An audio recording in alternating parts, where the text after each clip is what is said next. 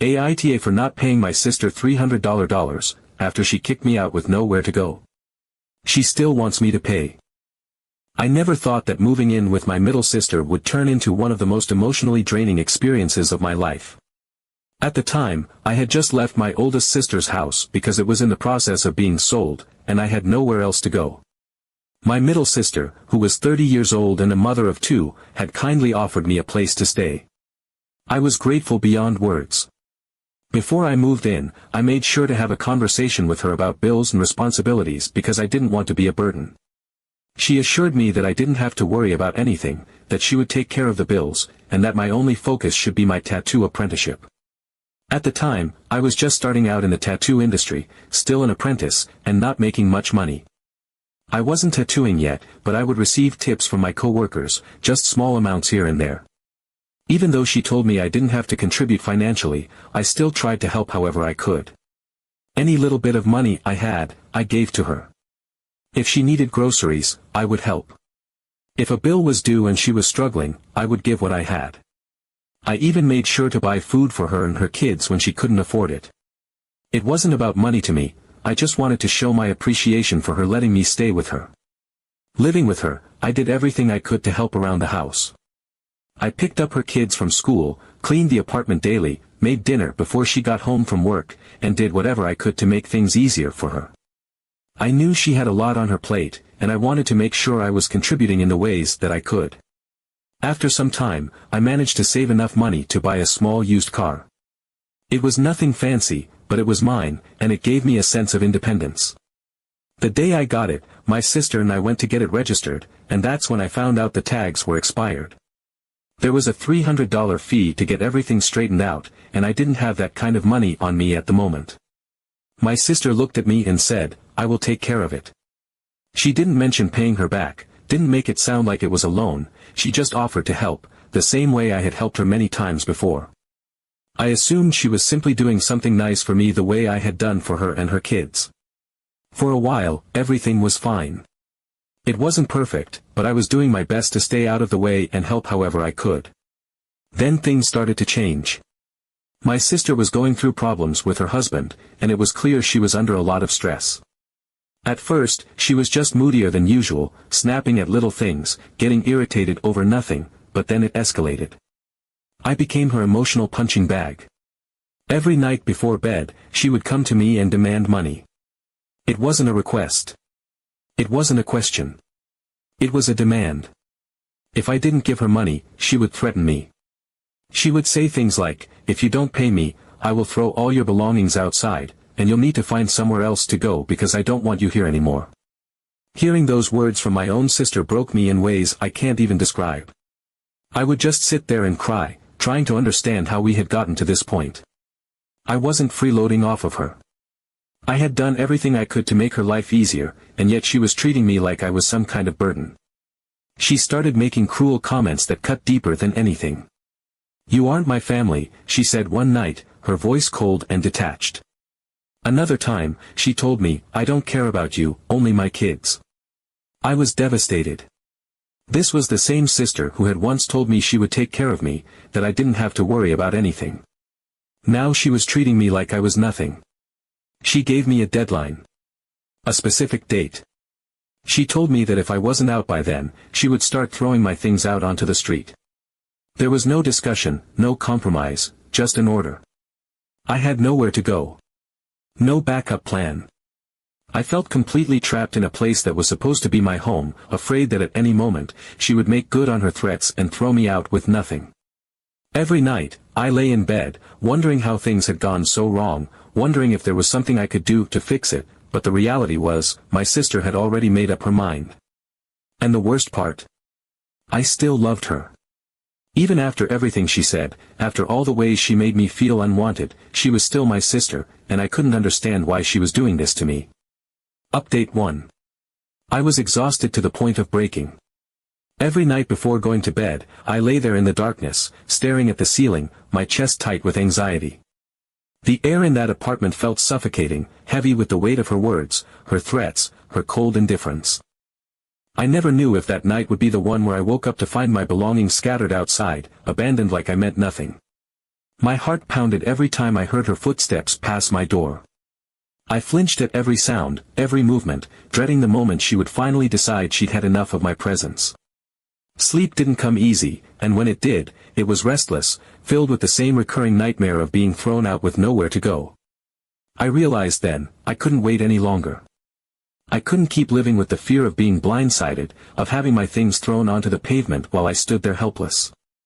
I had to leave on my terms before she could take that last shred of control away from me. One morning, after another night of suffocating dread, I made my decision. No loud declarations. No dramatic goodbyes. Just quiet, calculated movements. The moment my sister left for work, I got out of bed and began to pack. Every motion felt surreal, like I was watching myself from the outside. I moved quickly, stuffing my belongings into a bag, hands shaking even though I was doing what I had to do. There was no time to think about what I was leaving behind. No space to dwell on the fact that this was my own sister, someone who had once told me she would take care of me, someone I had trusted. The reality was, I wasn't safe there anymore, not emotionally, not mentally. I had been hanging on by a thread, and if I stayed any longer, I wasn't sure if I would ever feel like myself again.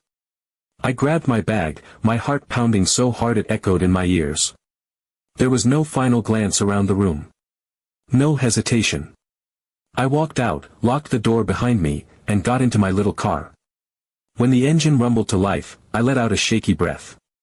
My hands were still trembling when I put it into drive and pulled away from the place I had called home, not knowing where I was going, just knowing I had to go. I drove in silence, my mind replaying everything that had happened over the past few months. The threats, the nights spent crying, the way she looked at me as if I was nothing. It hit me all at once, the weight of it, the bitterness, the painful truth that I had been pushed out by my own family. It didn't feel like freedom. It felt like rejection, like I had been discarded the moment I was no longer convenient to keep around.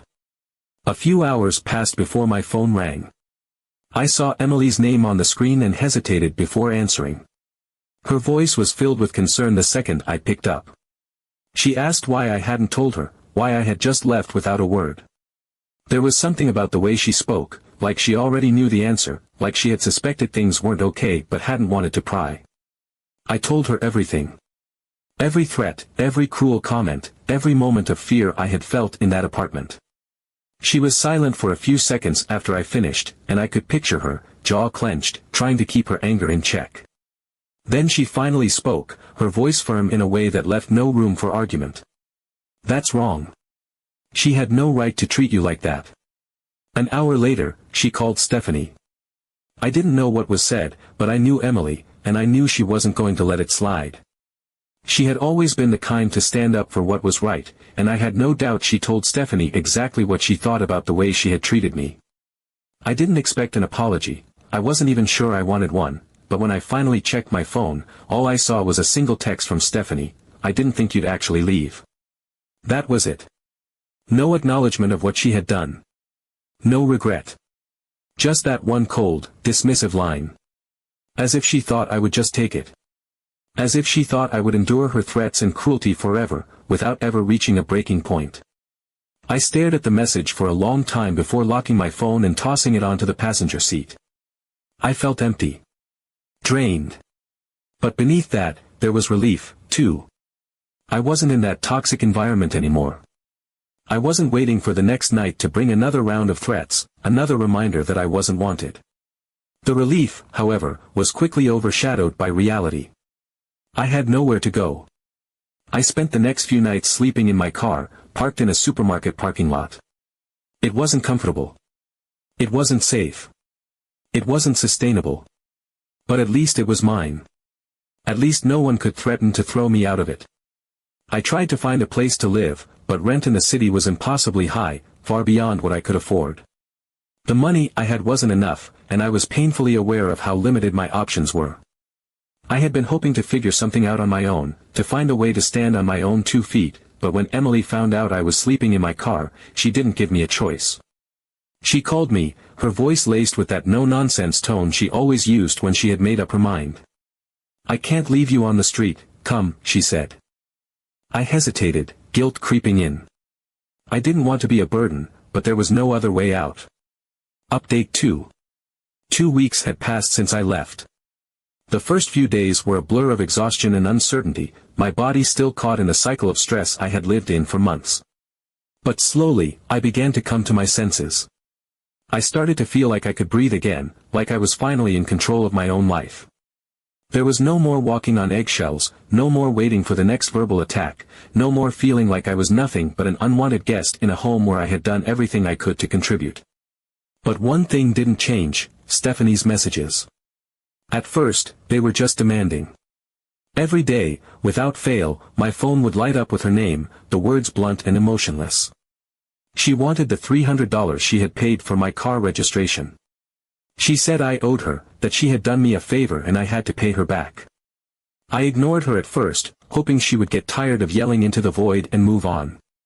But she didn't. She only got worse. Then she made her husband start messaging me too. As if getting texts from one person wasn't enough, now there were two of them, both pressing me from different angles, acting as though I had committed some great betrayal. He sent messages about how I had no conscience, how they had helped me and I had just run away. As if I had left by choice, as if I hadn't been given an ultimatum and forced out. They talked about family, about how I was abandoning them, about how they had done so much for me and I was proving how little I cared. It was infuriating. After everything she had said to me, after the nights I spent crying in my room, after she made me feel like an outsider in my own family, now she wanted to act like I was the one who had turned my back on her. Like I was the one who had done something wrong. And when the guilt-tripping didn't work, the threat started. She told me that if I didn't give her the money, she would find a way to make sure everyone knew how ungrateful I was. She would tell the family, tell people we knew, make sure everyone saw me as the villain. She made it sound like she had some kind of power over me, like she could still control me even after I had left. It didn't matter that I had already given her more money than I ever should have. It didn't matter that I had spent months helping her, giving every bit of extra cash I had for groceries, bills, and food for her kids. It didn't matter that I had picked up her children from school, cleaned her apartment, cooked dinner every night so she wouldn't have to. None of it mattered. The moment I was out of her house, I was nothing but a debt to her. The stress started creeping back in. Even though I was out of her house, I felt like I couldn't escape. Every time my phone buzzed, my stomach twisted. Every time I saw her name pop up, my heart pounded, my hands clenched into fists. I thought leaving would be the end of it, but she had found another way to sink her claws into me, another way to make me feel small. One day, after another barrage of messages, I finally broke. I had ignored her long enough, hoping she would get bored and stop, but it was clear she wouldn't. I typed out a response, my fingers shaking with frustration. I told her I didn't owe her anything, that she had offered to pay for the registration herself, that I had already given her far more than I should have while I was living there. I hit send and felt a brief sense of relief, like I had finally said what I needed to say. Her response was immediate, and it made my blood run cold. She told me I wasn't going to get out of this situation. There was no reasoning with her. No logic, no fairness, no acknowledgement of everything I had already done for her. It was just another way to make me feel trapped, another way to make me feel like I would never be free of her, no matter how far away I was. I stared at my phone, feeling the exhaustion settle deep in my bones. I was tired of the messages, tired of the guilt, tired of the stress that followed me even after I had escaped. I had spent months being drained, worn down, manipulated, and even now, she was still trying to keep her grip on me. I was just exhausted. Update 3. Another week passed, and the situation became unbearable. The sense of relief I had expected after leaving her house never fully came. I was out, yes, but she wasn't done with me. No matter how much I tried to ignore her, Stephanie refused to let go. The messages kept coming, relentless, as if she had made it her personal mission to drag me back into the cycle of manipulation and control. Every time my phone buzzed, my chest tightened with an anxious dread, knowing that on the other end of the screen was another demand, another guilt trip, another attempt to force me into submission. There was never a break, never a moment where I could truly breathe. It was like she had found a way to haunt me, to invade my life even when she wasn't physically there. Each message carried the same exhausting pattern. First, the demand. She wanted her $300, the money she had voluntarily given, now transformed into an unshakable debt she was determined to collect. Then came the accusations, harsh, cutting words designed to make me feel like I was the villain in a story where she had been the benevolent savior. She told me I was selfish, ungrateful, a terrible sister who had abandoned the very people who had helped me. The hypocrisy of it burned. After all the nights she had made me feel worthless, after all the times she had told me I wasn't her family, now suddenly, I was expected to uphold some sacred bond. I blocked her number, thinking that would be the end of it, that she would finally give up and let me go. But she wasn't the type to take no for an answer. Almost immediately, a new message appeared from an unknown number. It was her. She had found another way to reach me, slipping past the boundary I had set as if it meant nothing. It wasn't just persistence, it was an obsession. She was determined to keep her grip on me, no matter how many times I pushed her away. I blocked that number too, but it didn't stop her. Another one appeared. Then another. Every time I thought I had severed the last thread tying me to her, she found a new one to weave back in. It was endless. Frustrated and desperate to escape the constant harassment, I changed my number. For the first time in weeks, I felt a fleeting sense of peace, believing that maybe, finally, I had outmaneuvered her. The silence was unnerving at first, but I welcomed it, craving the stillness, the absence of her looming presence in my life. But the relief was short-lived. It took only a few days before she found another way in. This time, it was social media. A direct message from an account she rarely used, her words dripping with the same entitled venom. She told me I had betrayed her, that I had cut her out like she was nothing.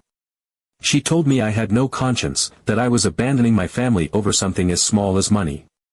The gaslighting was relentless, twisting reality in a way that made me second-guess my own decisions. And always, there was the same demand, her $300. It wasn't about the money. It never had been. It was about control. It was about making sure I still danced to her tune, that I still felt the weight of her presence pressing down on me. She wanted to remind me that I couldn't just walk away, that no matter how far I ran, she would find me, force me to engage, force me to acknowledge her. The money was just the excuse to keep reaching out, to keep prodding at my weak spots, to keep reminding me that she had power over me. I was exhausted. Every notification sent a jolt of panic through me, a conditioned response from months of walking on eggshells. Every unexpected message filled me with the same suffocating anxiety I thought I had left behind. I couldn't relax, couldn't move on, because she wouldn't let me. She had made sure that even after I physically left, she could still trap me in the same twisted dynamic. In the end, I realized there was only one way to end it. It wasn't fair. It went against everything in me that wanted to stand my ground, to prove that I didn't owe her anything, that I wouldn't be manipulated into giving her what she wanted.